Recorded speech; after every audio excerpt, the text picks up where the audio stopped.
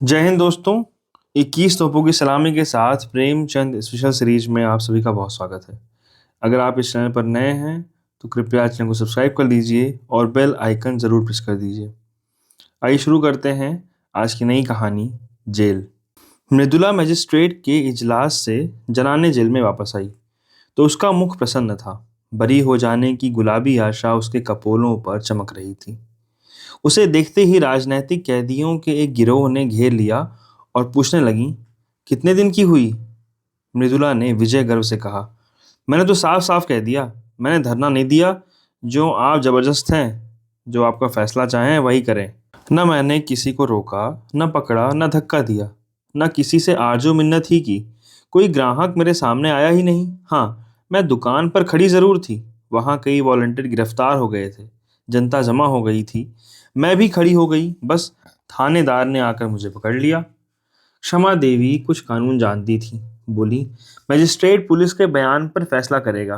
मैं ऐसे कितने ही मुकदमे देख चुकी हूँ। मृदुला ने प्रतिवाद किया। पुलिस वालों को मैंने ऐसा रगड़ा कि वह भी याद करेंगे। मैं मुकदमे की कार्रवाई में भाग न लेना चाहती थी, लेकिन जब मैंने उनके गवाहों को सरासर झूठ बोलते देखा तो मुझसे जब्त न हो सका। मैंने उनसे जिरह करनी शुरू की। मैंने भी इतने दिनों घास नहीं खोदी है। थोड़ा सा कानून जानती हूँ। पुलिस ने समझा होगा या कुछ बोलेगी तो है नहीं। हम जो बयान चाहेंगे देंगे। जब मैंने जिरह शुरू की तो सब बगलें झांकने लगे।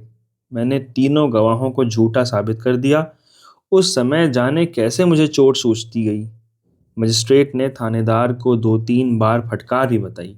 वह मेरे प्रश्नों का ऊल जरूर जवाब देता था तो मजिस्ट्रेट बोल उठता था, वह जो कुछ पूछती है उसका जवाब दो, फजूल की बातें क्यों करते हो? तब मियाँ जी का मुंह जरा सा निकल आता था। मैंने सबों का मुंह बंद कर दिया। अभी साहब ने फैसला तो नहीं सुनाया, लेकिन मुझे विश्वास है बरी हो जाऊंगी। मैं जेल से नहीं डरती, लेकिन बेवकूफ़ भी नहीं बनना चाहती। वहाँ हमारे मंत्री जी भी थे और बहुत सी बहनें थीं। सब यही कहती थीं, तुम छूट जाओगी। महिलाएं उसे द्वेष भरी आंखों से देखती हुई चली गईं।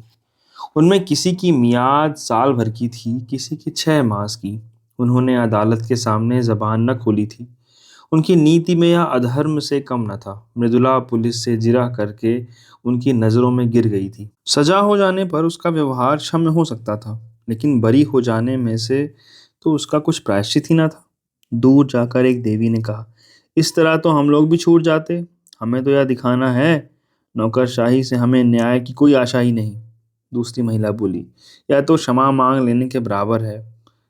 गई तो थी धरना देने, नहीं तो दुकान पर जाने का काम ही क्या था? वॉलंटियर गिरफ्तार हुए थे आपकी बला से। आप वहां क्यों गई? मगर अब कहती हैं मैं धरना देने नहीं गई। यह क्षमा मांगना हुआ साफ। तीसरी देवी मुंह बनाकर बोली, जेल में रहने के लिए बड़ा कलेजा चाहिए। उस वक्त तो वाहवाही लूटने में आ गई, अब रोना आ रहा है।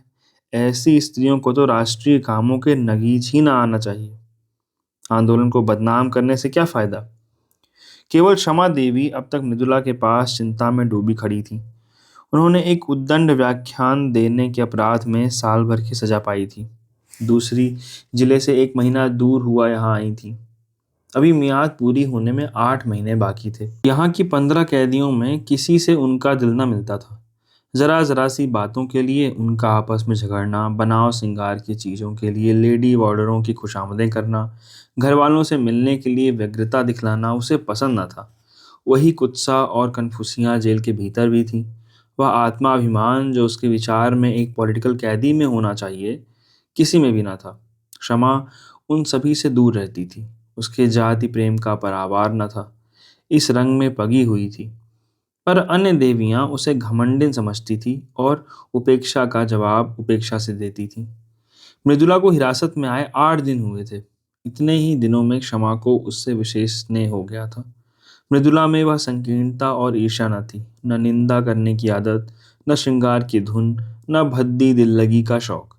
उसके हृदय में करुणा थी, सेवा का भाव था, देश का अनुराग था। क्षमा ने सोचा था इसके साथ 6 महीने आनंद से कट जाएंगे, लेकिन दुर्भाग्य यहाँ भी उसके पीछे खड़ा हुआ। कल मृदुला यहाँ से चली जाएगी, वह फिर अकेली हो जाएगी। यहाँ ऐसा कौन है जिसके साथ घड़ी भर बैठकर अपना दुख दर्द सुनाएगी, देश चर्चा करेगी? यहाँ तो सभी के मिजाज आसमान पर हैं। मृदुला ने पूछा। तुम्हें तो अभी 8 महीने बाकी हैं बहन, क्षमा ने ही हसरत से कहा था। किसी न किसी तरह कट ही जाएंगे बहन, पर तुम्हारी याद बराबर सताती रहेगी। इसी एक सप्ताह के अंदर तुमने मुझ पर न जाने क्या जादू कर दिया। जब से तुम आई हो मुझे जेल जेल न मालूम होती थी। कभी कभी मिलती रहना। मृदुला ने देखा क्षमा की आंखें डबडबाई हुई थी। ढांढस देती हुई बोली, जरूर मिलूंगी दीदी। मुझसे तो खुद न रहा जाएगा। भान को भी लाऊंगी, कहूंगी चल तेरी मौसी आई है, तुझे बुला रही है। दौड़ा हुआ आएगा। अब तुमसे आज कहती हूँ बहन, मुझे यहाँ किसी की याद थी तो भान की। बेचारा रोया करता होगा, मुझे देखकर रूठ जाएगा। तुम कहाँ चली गई थी? मुझे छोड़कर क्यों चली गई थी? जाओ, मैं अब तुमसे नहीं बोलता। तुम मेरे घर से निकल जाओ। बड़ा शैतान है बहन, क्षण भर भी निचला नहीं बैठता। सवेरे उठते ही गाता है, झन्ना ऊंचा रहे हमारा, छोलाज का मंदिर देल में है। जब एक झंडे कंधे पर रखकर कहता है, ताली छला पीनी हलाम है, तो देखते ही बनता है। बाप को तो कहता है तुम गुलाम हो। वह एक अंग्रेजी कंपनी में है, बार बार इस्तीफा देने का विचार करके रह जाते हैं, लेकिन गुजर बसर के लिए कोई उद्यम करना ही पड़ेगा। कैसे छोड़ें? वह तो छोड़ बैठे होते। तुमसे सच कहती हूँ, गुलामी से उन्हें घृणा है, लेकिन मैं ही समझाती रहती हूँ। बेचारे कैसे दफ्तर जाते होंगे, कैसे भान को संभालते होंगे। साहस जी के पास तो रहना ही नहीं। वह बेचारी बूढ़ी उसके साथ कहाँ कहाँ दौड़े। चाहती हैं कि मेरी गोद में दुब कर बैठा रहे और भान को गोद से चिढ़ है। अम्मा मुझ पर बहुत बिगड़ेंगी, बस यही डर लग रहा है। मुझे देखने एक बार भी नहीं आई। कल अदालत में बाबूजी मुझसे कहते थे, तुमसे बहुत खफा हैं।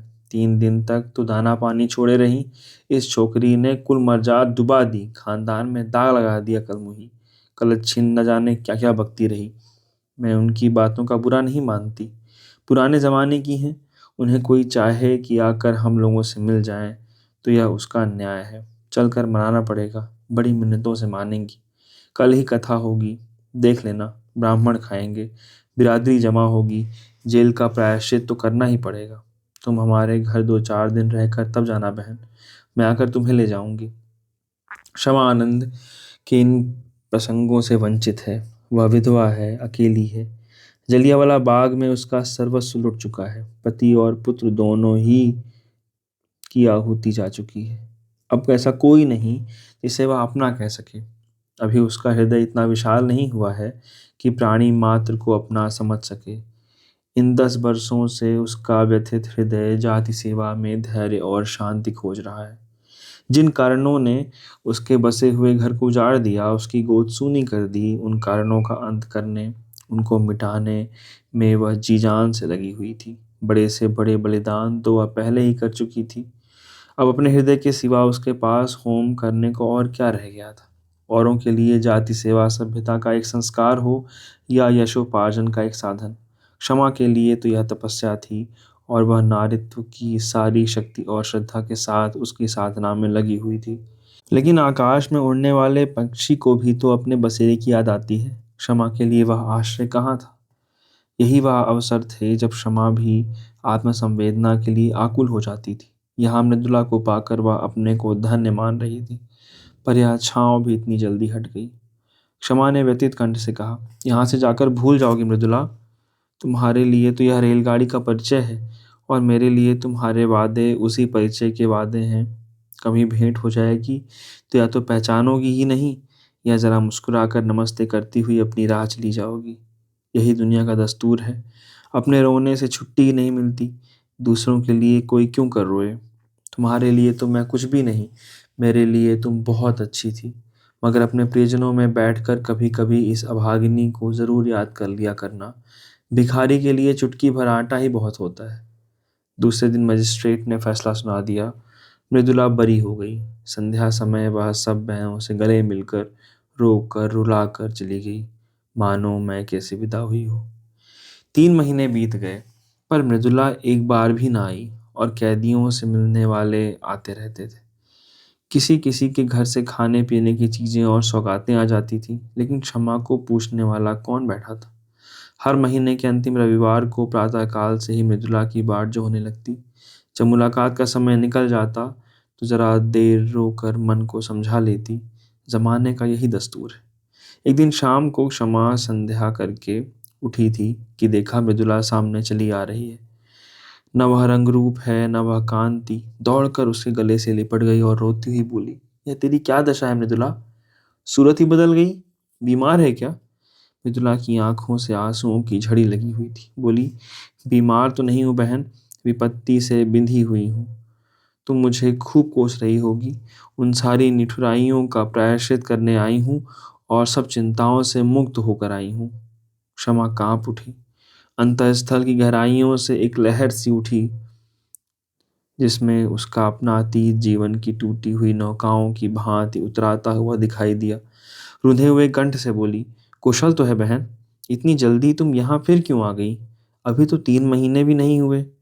मृदुला मुस्कुराई, पर उसकी मुस्कुराहट में रुदन छिपा हुआ था। फिर बोली, अब सब कुशल है बहन, सदा के लिए कुशल है। कोई चिंता ही नहीं रही। अब यहाँ जीवन पर्यंत रहने को तैयार हूँ। तुम्हारे स्नेह और कृपा का मूल्य अब समझ रही हूँ। उसने एक ठंडी सांस ली और सजल नेत्रों से बोली, तुम्हें बाहर की खबरें क्या मिली होंगी? परसों शहर में गोलियां चली। देहातों में आजकल संगीनों को नोक पर लगाकर वसूल किया जाता है। किसानों के पास रुपए हैं ही नहीं, दे तो कहाँ से दें? अनाज का भाव दिन दिन गिरता जाता है। 1.25 रुपए में मन भर गेहूं आता है। मेरी उम्र ही क्या है अभी। अम्मा जी भी कहती हैं कि अनाज इतना सस्ता कभी नहीं था। खेत की उपज से बीजों तक के दाम नहीं आते। मेहनत और सिंचाई इसके ऊपर, गरीब किसान लगान कहाँ से दे? उस पर सरकार का हुक्म है कि लगान कड़ाई के साथ वसूल किया जाए।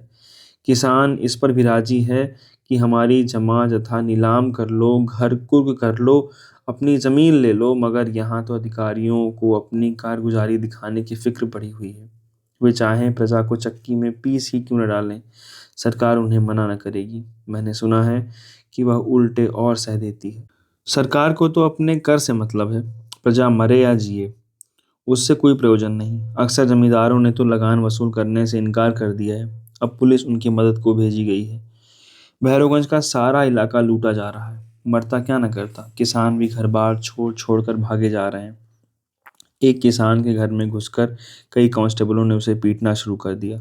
बेचारा बैठा मार खाता रहा। उसकी स्त्री से न रहा गया। शामत की मारी कांस्टेबलों को कुवजन कहने लगी। बस एक सिपाही ने उसे नंगा कर दिया। क्या कहूँ बहन, कहते शर्माती है। हमारे भाई इतनी निर्दयता करें, इससे ज्यादा दुख और लज्जा की और क्या बात होगी। किसान से जब्त ना हुआ, कभी पेट भर गरीबों को खाने को तो मिलता नहीं।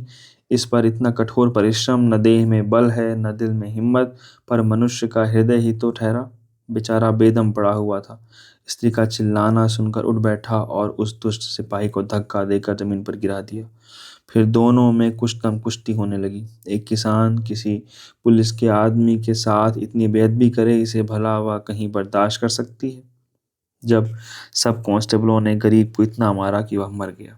शमा ने कहा, गांव के और लोग तमाशा देखते रहे होंगे। मृदुला तीव्र कंठ से बोली, बहन, प्रजा की तो हर तरह से मरण है। अगर 10-20 आदमी जमा हो जाते तो पुलिस कहती हमसे लड़ने आए हैं, डंडे चलाने शुरू करती, और अगर कोई आदमी क्रोध में आकर एक आध कंकड़ फेंक देता तो गोलियां चला देती। 10-20 आदमी भुन जाते, इसलिए लोग जमा नहीं होते। लेकिन जब वह किसान मर गया तो गांव वालों को तैश आ गया। लाठियां ले लेकर दौड़ पड़े और कांस्टेबलों को घेर लिया। संभव है 2-4 आदमियों ने लाठियां चलाई भी हों। कांस्टेबलों ने गोलियां चलानी शुरू कर दी। 2-3 सिपाहियों को हल्की चोटें आईं। उसके बदले में 12 आदमियों की जानें ले ली गईं और कितनों ही के अंग भंग कर दिए गए। इन छोटे छोटे आदमियों को इसलिए तो इतने अधिकार दिए गए हैं कि इनका दुरुपयोग करें। आधे गांव का कत्लेआम करके पुलिस विजय के नगाड़े बजाती हुई लौट गई। गांव वालों की फरियाद कौन सुनता? गरीब हैं, बेकस हैं, अपंग हैं, जितने आदमियों को चाहो मार डालो। अदालत और हाकिमों से तो उन्होंने न्याय की आशा करना ही छोड़ दिया। आखिर सरकार ने ही तो कांस्टेबलों को यह मुहिम सर करने के लिए भेजा था। वह किसानों की फरियाद क्यों सुनने लगती? मगर आदमी का दिल फरियाद किए बगैर नहीं मानता। गांव वालों ने अपने शहर के भाइयों से फरियाद करने का निश्चय किया। जनता और कुछ नहीं कर सकती, हमदर्दी तो कर सकती है। दुख कथा सुनकर आंसू तो बहाती है।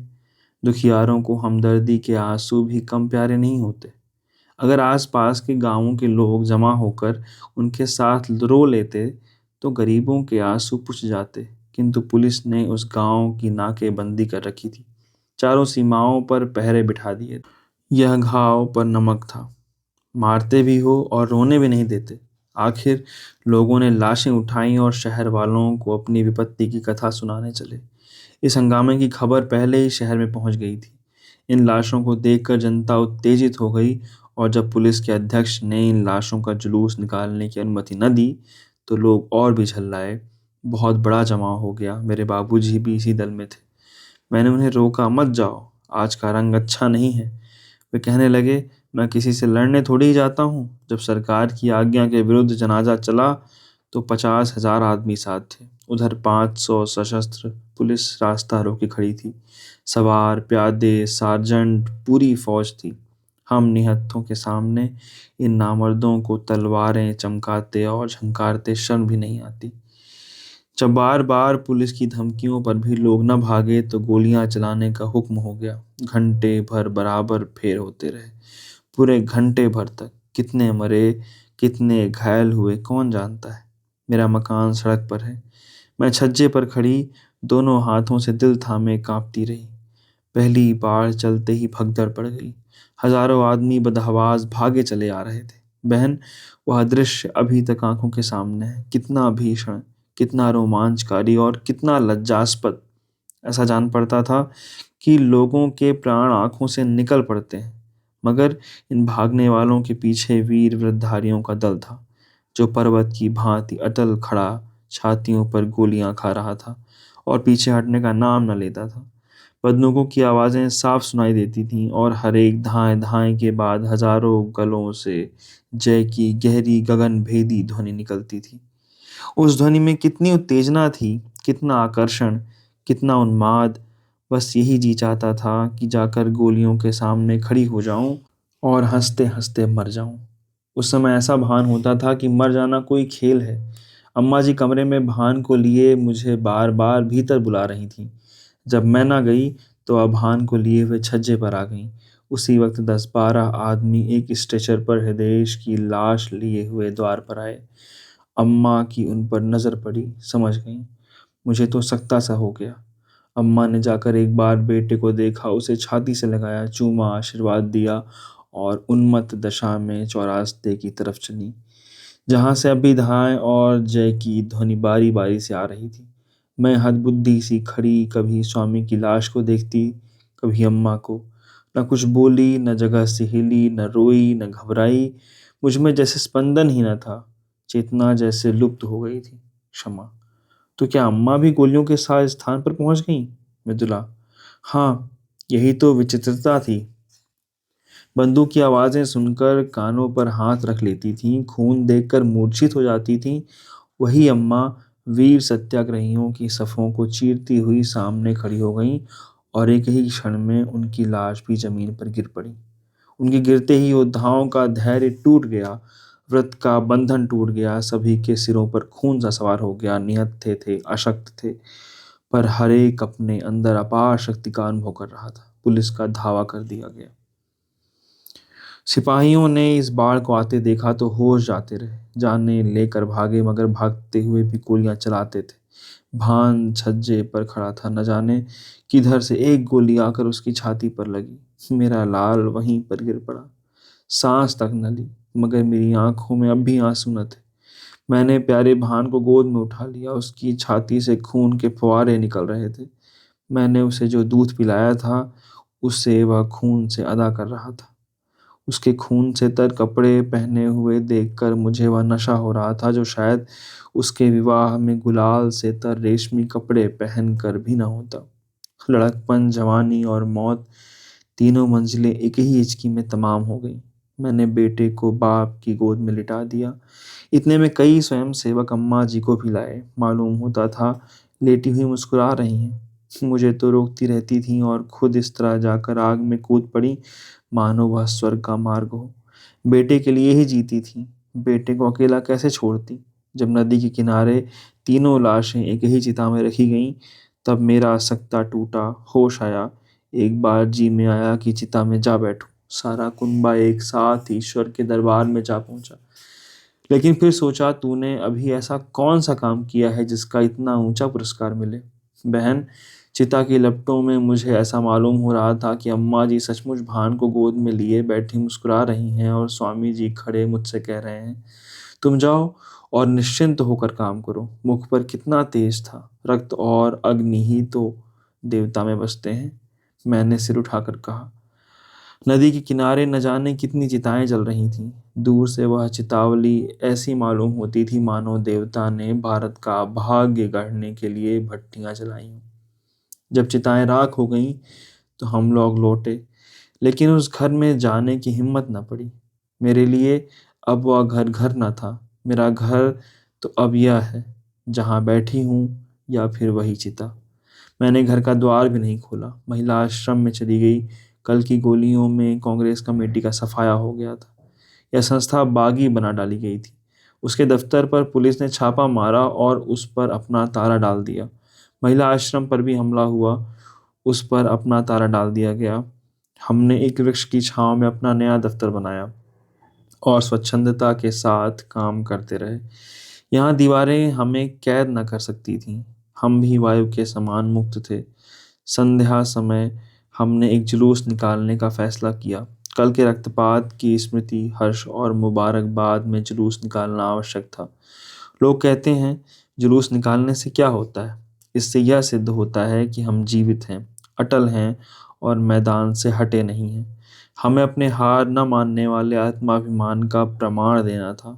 हमें यह दिखाना था कि हम गोलियों और अत्याचार से भयभीत होकर अपने लक्ष्य से हटने वाले नहीं हैं, और हम उस व्यवस्था का अंत करके रहेंगे जिसका आधार स्वार्थपरता और खून पर है। उधर पुलिस ने भी जुलूस को रोककर अपनी शक्ति और विजय का प्रमाण देना आवश्यक समझा। शायद जनता को धोखा हो गया हो कि कल ही दुर्घटना ने नौकरशाही का नैतिक ज्ञान जागृत कर दिया है। इस धोखे को दूर करना उसने अपना कर्तव्य समझा। वह यह दिखा देना चाहती थी कि हम तुम्हारे ऊपर शासन करने आए हैं और शासन करेंगे। तुम्हारी खुशी या नाराजगी की हमें परवाह नहीं है। जुलूस निकालने की मनाही हो गई। जनता को चेतावनी दी गई कि खबरदार जुलूस में ना आना, नहीं तो दुर्गति होगी। इसका जनता ने वह जवाब दिया जिसने अधिकारियों की आंखें खोल दी होंगी। संध्या समय 50,000 आदमी जमा हो गए। आज का नेतृत्व तो मुझे सौंपा गया था। मैं अपने हृदय में एक विचित्र बल और उत्साह का अनुभव कर रही थी। एक अबला स्त्री जिसे संसार का कुछ ज्ञान नहीं, जिसने कभी घर से बाहर पाँव नहीं निकाला, आज अपने प्यारों के उत्सर्ग की बदौलत उस महान पद पर पहुंच गई थी जो बड़े बड़े अफसरों को भी, बड़े से बड़े महाराजा को भी प्राप्त नहीं। मैं इस समय जनता के हृदय पर राज कर रही थी। पुलिस अधिकारियों की इसलिए गुलामी करती है कि उसे वेतन मिलता है। पेट की गुलामी उससे सब कुछ करवा लेती है। महाराजा को हुक्म लोग इसलिए मानते हैं कि उससे उपकार की आशा या हानि का भय होता है। यह अपार जनसमूह क्या मुझसे किसी फायदे की आशा रखता था? उसे मुझसे किसी हानि का भय था? कदापि नहीं। फिर भी वह कड़े से कड़े हुक्म को मानने के लिए तैयार था। इसलिए कि जनता मेरे बलिदानों का आदर करती थी, इसलिए कि उनके दिलों में स्वाधीनता की जो तड़प थी, गुलामी की जंजीरों को तोड़ देने की जो बेचैनी थी, मैं उस तड़प और बेचैनी की सजीव मूर्ति समझी जा रही थी। निश्चित समय पर जुलूस ने प्रस्थान किया। उसी वक्त पुलिस ने मेरी गिरफ्तारी का वारंट दिखाया। वारंट देखते ही तुम्हारी याद आई। पहले तुम्हें मेरी ज़रूरत थी, अब मुझे तुम्हारी ज़रूरत है। उस वक्त तुम मेरी हमदर्दी की भूखी थी, अब मैं सहानुभूति की भिक्षा मांग रही हूँ। मगर मुझ में अब लेश मात्र भी दुर्बलता नहीं है। मैं चिंताओं से मुक्त हूँ। मजिस्ट्रेट जो कठोर से कठोर दंड प्रदान करें, मैं उसका स्वागत करूंगी। अब मैं पुलिस के किसी आक्षेप या असत्य आरोपण का प्रतिवाद न करूंगी, क्योंकि मैं जानती हूँ मैं जेल से बाहर रहकर जो कुछ कर सकती हूँ, जेल के अंदर रहकर उससे कहीं ज़्यादा कर सकती हूँ। जेल से बाहर भूलों की संभावना है, बहकने का भय है, समझौते का प्रलोभन है, स्पर्धा की चिंता है। जेल सम्मान और भक्ति की एक रेखा है जिसके भीतर शैतान कदम नहीं रख सकता। मैदान में जलता हुआ अलाव वायु में अपनी उष्णता को खो देता है। लेकिन इंजन में बंद होकर वही आग संचालक शक्ति का अखंड भंडार बन जाती है। अन्य देवियां भी यहाँ पहुंची और मृदुला सबसे गले मिलने लगी। फिर भारत माता की जय की ध्वनि जेल की दीवारों को चीरती हुई आकाश में जा पहुंची। बहुत शुक्रिया। ये कहानी यहीं समाप्त होती है। अगर आपको ये कहानी पसंद आई हो तो कृपया इसको लोगों से के साथ शेयर करिए और अपने सुझाव ज़रूर कमेंट बॉक्स में दें। धन्यवाद।